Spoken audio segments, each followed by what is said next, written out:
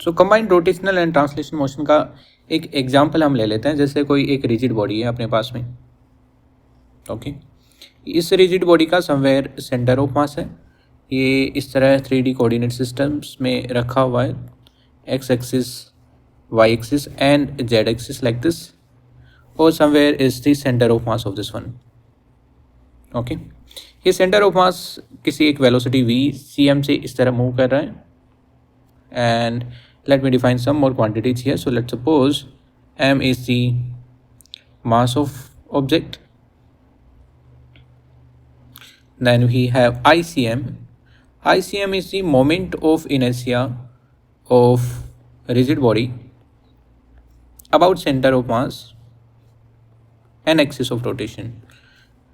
Okay, let me explain this point what I am saying here. So let's suppose this is moving forward and simultaneously it is rotating with omega as well about this. So if you look, this rigid body, it has a axis like this, which is at this point, okay. About this point it is rotating. If you just sit down and look from the center of mass, so that about that we have some moment of inertia, that is ICM. We have m mass, and then we have r vector. R vector is the position vector of the center of mass.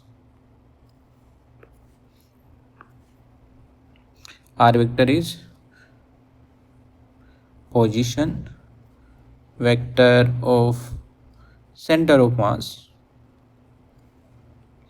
about point or about origin, basically about which you want to find out the moment of inertia. So here we define it like this, that we know that when we have CRTM, a combined rotational and the translational motion, rotational and our translational motion. So the combined rotational and translation motion is the combination of the rotation and the translation. So it is the combination of our translational motion and plus we have the rotational motion with it. Fine. So देखो, angular momentum अगर मेरे को net calculate करना है तो मैं angular momentum translation का calculate कर सकता हूँ एंड एंगुलर मोमेंटम रोटेशन का कैलकुलेट कर सकता हूँ, एंड इसका वेक्टर सम करके मैं दे सकता हूँ angular momentum of the combined rigid body in the combined rotational and the translation motion. So I can say the net angular momentum is the angular momentum of the translation L translational and L rotational. अच्छा, कई बार क्या होता है कि rigid body spin भी करता है and rotate भी करता है, तो वो भी हम समझेंगे उस केस में हम किस तरह देते हैं. सो जैसे L ट्रांसलेशनल, तो यहाँ पे रिजिड बॉडी ट्रांसलेट कर रहा है.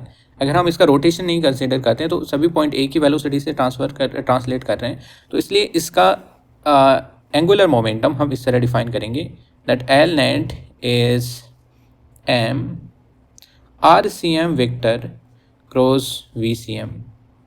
Okay, what I did here is basically I have used this formula which we have discussed recently.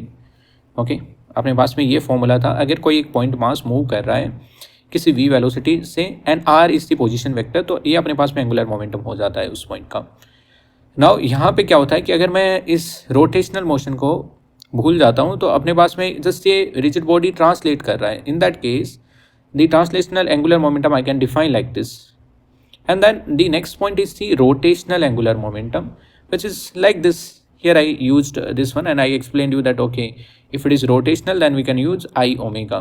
Okay, so then we can say I, but I किसके about, तो यहाँ पे होगा I center of mass के about and omega. देखो कई बार क्या होगा कि जैसे R वेक्टर है, इस R वेक्टर में अपने पास में all three कोऑर्डिनेट्स रहेंगे. It means X comma Y comma Z. वैसे वेलोसिटी में भी 3 कोऑर्डिनेट हो सकते हैं एंड वैसे ही ओमेगा में भी 3 कोऑर्डिनेट हो सकते हैं. तो ये अपने को देता है नेट एंगुलर मोमेंटम. नाउ क्या होता है कि कई बार इसको हम बोलते हैं this is our spin, angular momentum of the spin. अपने एक्सिस के अबाउट रोटेट करिए, जैसे अर्थ रोटेट करिए, that is the angular momentum of the spin. and then this becomes the angular momentum of the because of the orbit velocity L orbital. Okay, so total angular momentum इस तरह भी हम define कर सकते हैं किसी एक प्लेनेट के लिए, that this is L orbital plus L spin. Okay, I hope ये क्लियर है पॉइंट आपको.